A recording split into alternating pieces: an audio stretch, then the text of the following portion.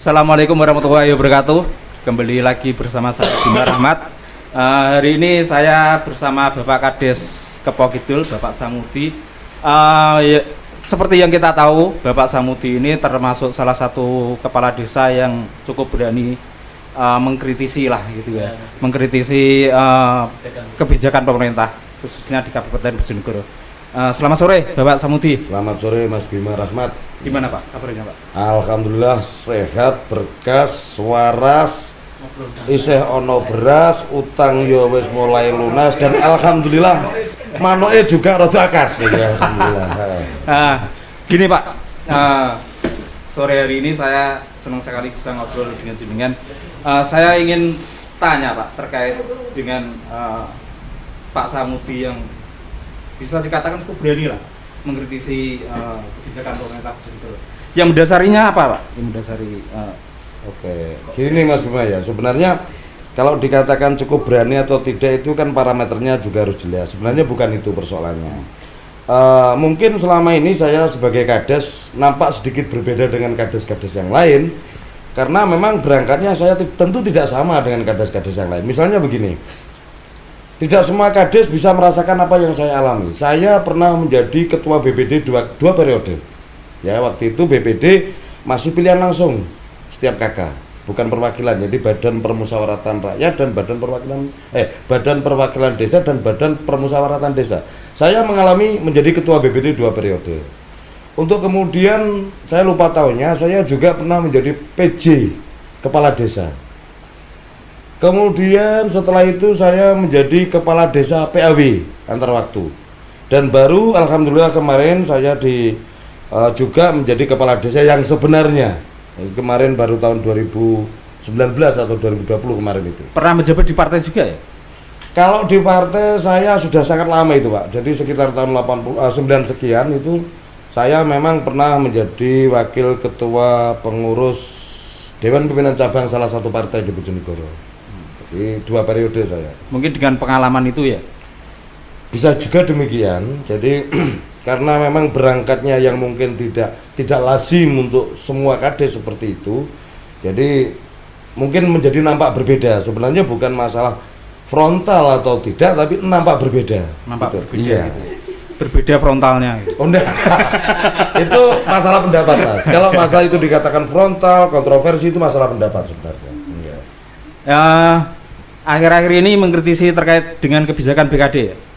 Menurut jenengan gimana BKD? BKD itu kan saya ingat betul BKD itu sebenarnya berawal dari tahun 2019. Jadi itu ketika zaman Pak Bupatinya masih Pak Yoto kalau Pak Yoto. ya, BKD itu beliau waktu itu membuat perbub memang terkait BKD yang tujuannya memang BKD ini diharapkan untuk pembangunan di tingkat desa agar cepat berkembang dan merata. Karena seperti kita tahu, baik negara ataupun kabupaten itu kuncinya di desa, Mas. Jadi kalau saya ibaratkan kabupaten ini sesuatu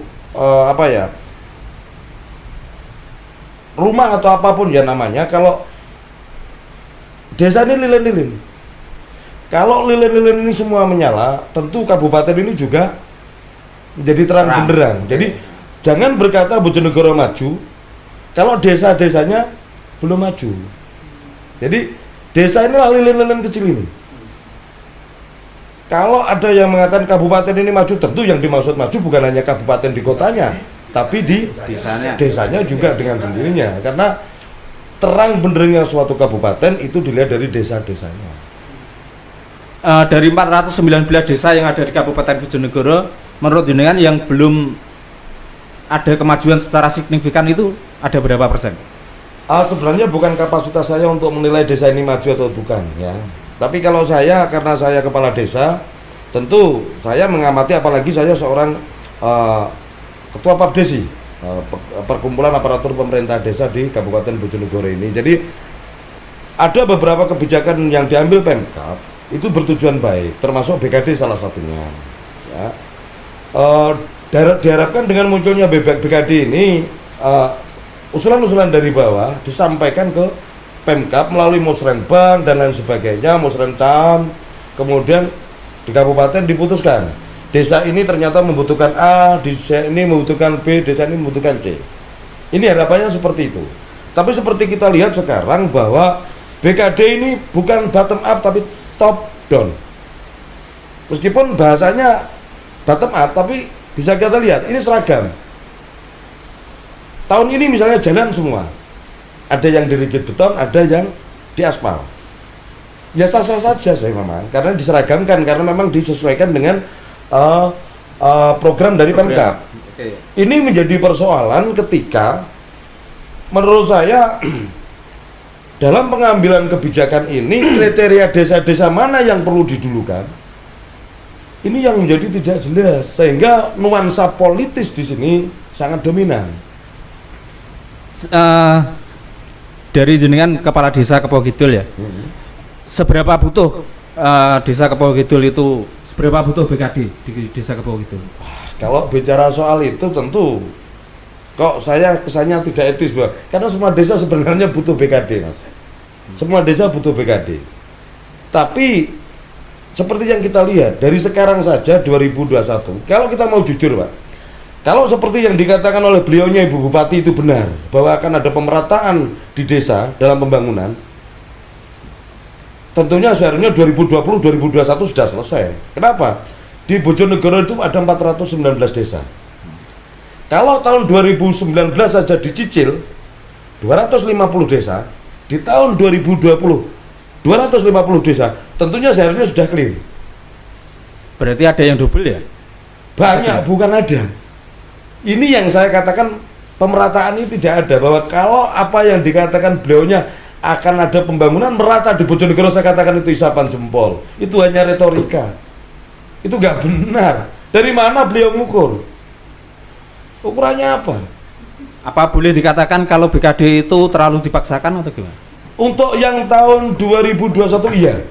Tahun 2021 iya. Seperti kita tahu awalnya sekali BKD itu sempat dipending. Tahun 2021 kemarin. Sempat dipending karena secara regulasi masih simpang siur. Dan waktu itu pun saya sudah pernah mengkritisi. Ini terlalu dipaksakan. Dan kemudian seperti kita lihat, mestinya di Perbup sebelumnya itu disebutkan bahwa BKD itu seharusnya dicairkan paling lambat bulan Juli. Tapi karena Pemkab tidak bisa mencairkan bulan Juli, kemudian dibuatkan Perbup baru. Sebenarnya itu mengakali Perbup yang lama yang sebenarnya tidak bisa direalisasikan. Sehingga kemudian munculnya Perbup baru ini, BKD dicairkan pada tahun di bulan 2012, di menjelang akhir tahun 2021. Bayangkan, Mas, di bulan 12 yang usia tahun tinggal 1 bulan, sebuah desa mendapatkan anggaran 1 M. Apakah mungkin bisa merealisasikan? Saya katakan ini tukang sulap yang bisa, ini Bandung Bondowoso yang bisa. Terus terkait dengan pengawasan sendiri gimana, Pak? Menurut jenengan? Pengawasan terkait dana-dana dari Pemkab, gini Mas ya, saya tak ngomong. Sebenarnya pemerintahan itu kan ada 3, ada 3 pilar di sini. Eksekutif dalam hal ini Bupati, Wakil Bupati, ada legislatif, ini DPRD, ada yudikatif, bagian hukum. Nah, seharusnya kontrol ini dilakukan oleh legislatif, karena beliau juga ikut menyetujui ini legislatif ini, ya. Tapi fakta yang kita lihat ini sangat minim sekarang. Saya sendiri heran kenapa DPRD akhir-akhir ini cenderung diam. Saya bukan asal ngomong, kita seperti kita tahu saja kemarin ADD 12,5% itu adalah produk Perbup sejak kepemimpinan Kang Yoto, 12,5%. Tapi sejak beliaunya Ibu Bupati ini menjabat sebagai Bupati, itu belum dan tidak direalisasikan 12,5%. Seharusnya dalam hal ini DPRD keberatan ketika itu, menyampaikan, loh ini kenapa tidak dilaksanakan sesuai dengan Perda Perbup. Tapi kita tahu semuanya dia. Baru belakangan kemarin karena kepala desa berteriak, sehingga itu direalisasikan di 2021 akhir. Di perubahan kita mendapat 12,5%. Pertanyaannya, kemana selama ini? 3 tahun ini kemana? Berarti yang 3 tahun yang belum sampai 12,5% itu bisa dikatakan hutang gitu ya? Iya, kalau ya seharusnya bukan hanya sekedar hutang nggak hutang. Kalau DPRD berani, kenapa Pemkab tidak melaksanakan kewajiban? Seperti yang saya katakan, Perda Perbub itu produk hukum, Mas. Kalau seorang eksekutif tidak melaksanakan produk hukum yang dibuatnya, mestinya DPR berteriak. Kenapa? Apakah tidak ada anggaran? Karena ada bencana luar biasa? Atau ada sesuatu yang lain? Ini kan saya jadi heran. Ini Pemkab tidak melaksanakan Perda Perbub, tapi DPR-nya tenang-tenang saja. Nah, terus fungsi kontrol di mana? Terus semestinya gimana, Pak?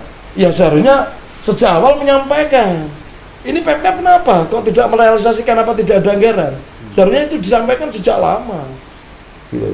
Ya tapi ya seperti yang saya katakan tadi, saya tidak kurang mendengar suara-suara DPRD akhir-akhir ini. Jadi kepekaan sosial daripada anggota DPR menurut saya menurun drastis. Nah, seharusnya DPR menurut jenengan harus bagaimana, Pak? Gini Mas ya, apa yang dilaksanakan dalam APBD tentu sudah dapat persetujuan DPR. Artinya DPR sebagai lembaga kontrol, sebagai kontrol ini seharusnya itu juga melakukan semacam sidak. Apakah sesuatu yang sudah disepakati bersama dalam APBD itu sudah dilaksanakan dengan benar? Nah, ini seharusnya DPR melakukan itu. Dan alhamdulillah, saya tadi baru saja membaca berita bahwa Komisi B akan melakukan sidak terkait BKD. Idealnya sebenarnya Komisi D, Mas. Karena Komisi B itu anggaran ya? Anggaran. Jadi Komisi D inilah yang seharusnya turun ke bawah, apakah ini sudah layak atau bagaimana dan sebagainya, itu Komisi D.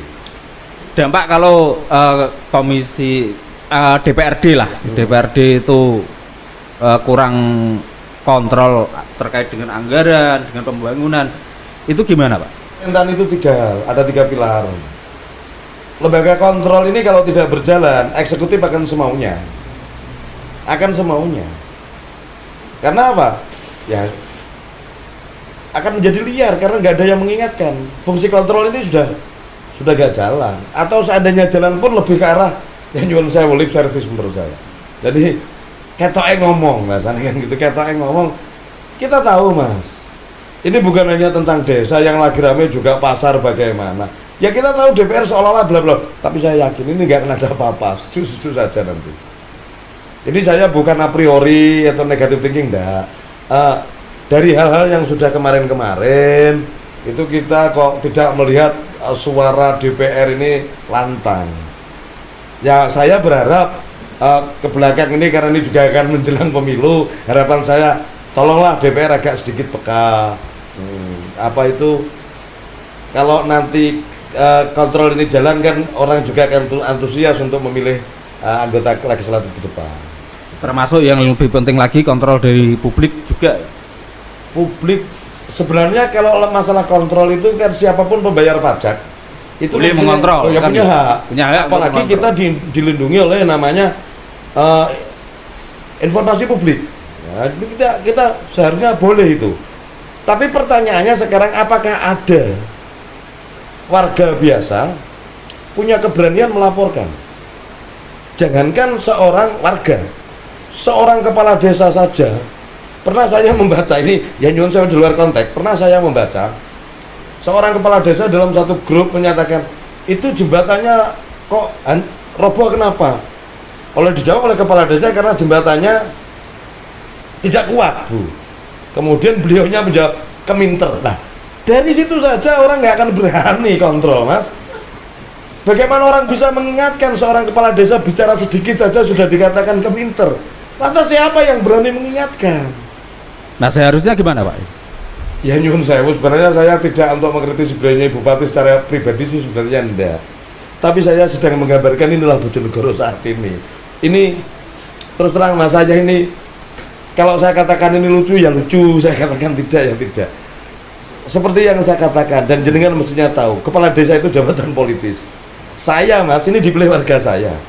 Bupati juga dipilih oleh warga Bojonegoro. Ini sama-sama jabatan politis. Sebenarnya tidak ada atasan bawahan di sini, Mas.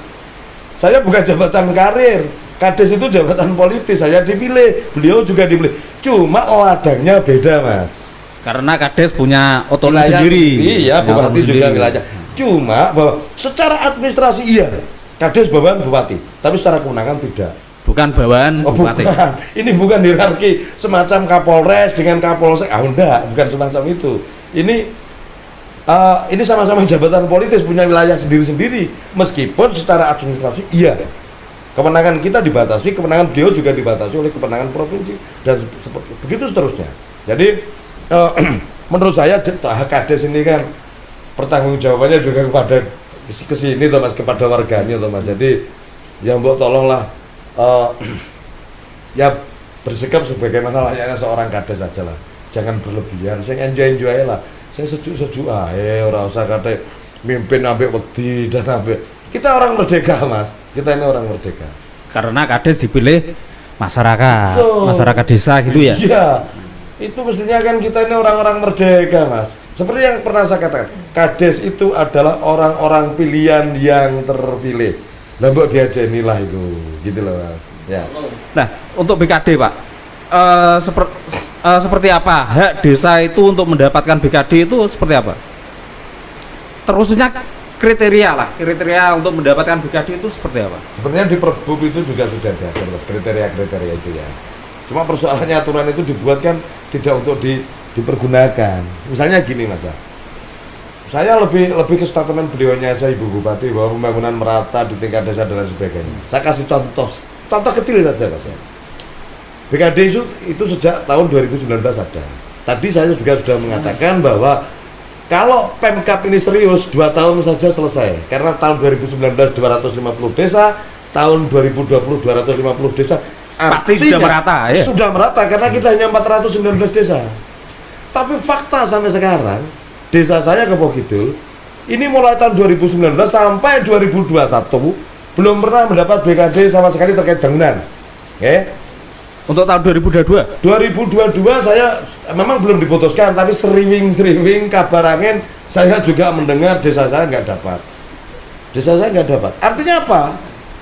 Dari ini jelas kriteria itu tidak digunakan, berdasarkan kebutuhan desa. Enggak, yang saya tanyakan itu kriterianya itu seperti apa, Pak? Tentu Pak, kalau di kriteria misalnya desa itu tahun ini desa itu yang dibutuhkan apa? Infrastruktur apa yang dibutuhkan? Seharusnya seperti itu. Jalan, jembatan. Ya jalan, jembatan, bla bla bla bla. Terus kemudian mengusulkan dan sebagainya. Tapi kan prakteknya tidak seperti itu.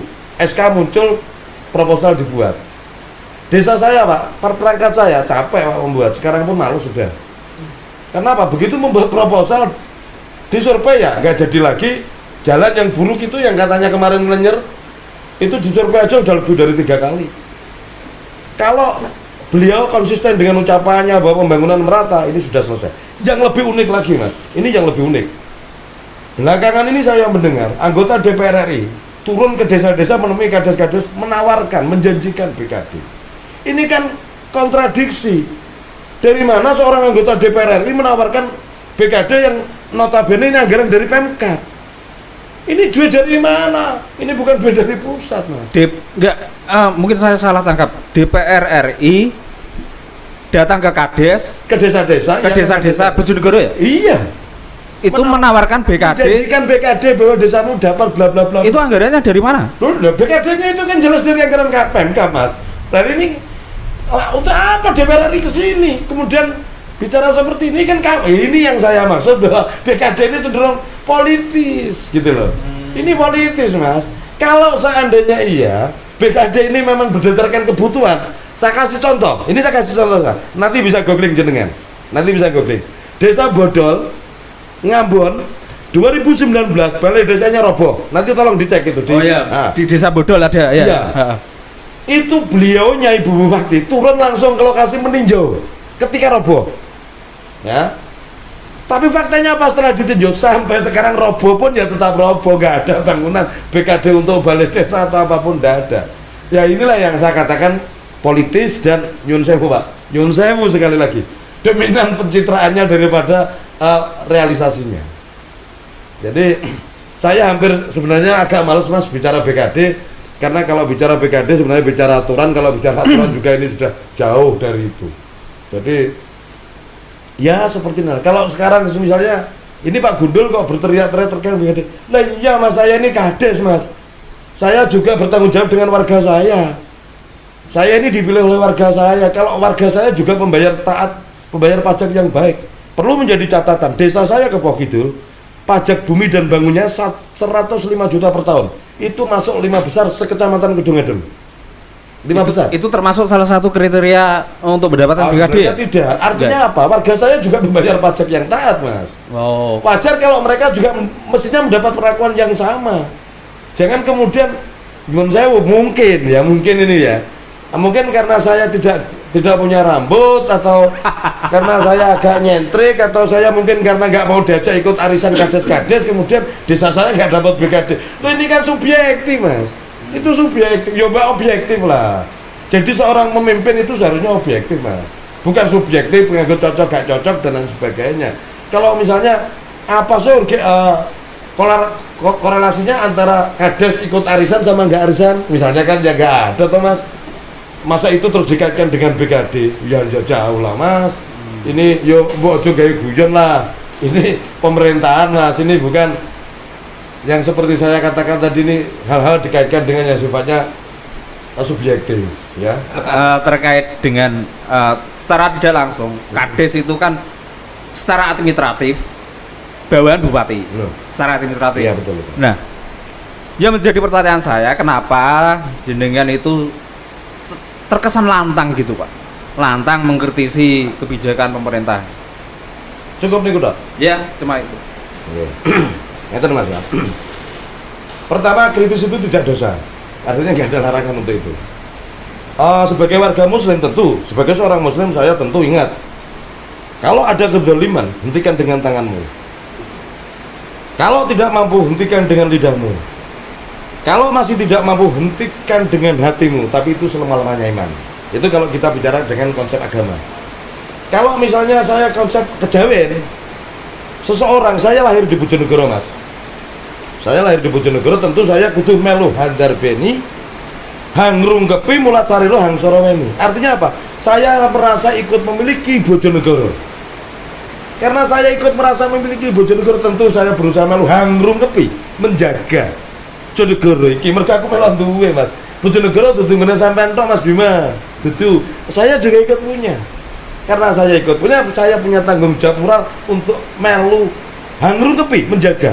Ojo sampai APBD Bojonegoro yang sebesar ini digunakan untuk sesuatu yang terkesan, nyuwun sewu, saya tidak mengatakan ini ini terkesan saenake udele dhewe. Karena lost control tadi itu.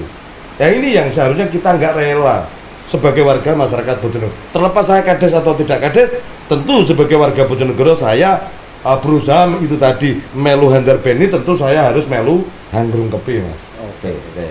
Terima kasih Pak Kades waktunya. Oke, sama-sama Mas Bia, semoga kita selamat sore, sehat-sehat Pak. Alhamdulillah, nggih, suwun-suwun. Teman-teman, demikian obrolan kita dengan Pak Kades yang lagi viral di Kabupaten Bojonegoro gitu Pak ya. Tentunya ini obrolan satu arah, kita tidak bisa mengundang kedua belah pihak untuk berdiskusi gitulah. Jadi kami berharap, saya berharap entah itu dari DPR atau dari Pemkab, kapan-kapan bisa kita undang untuk berdialog gitulah, agar ya demi kebaikan Bojonegoro, agar bisa seimbang gitu Pak. Oke, selamat sore, wassalamualaikum warahmatullahi wabarakatuh.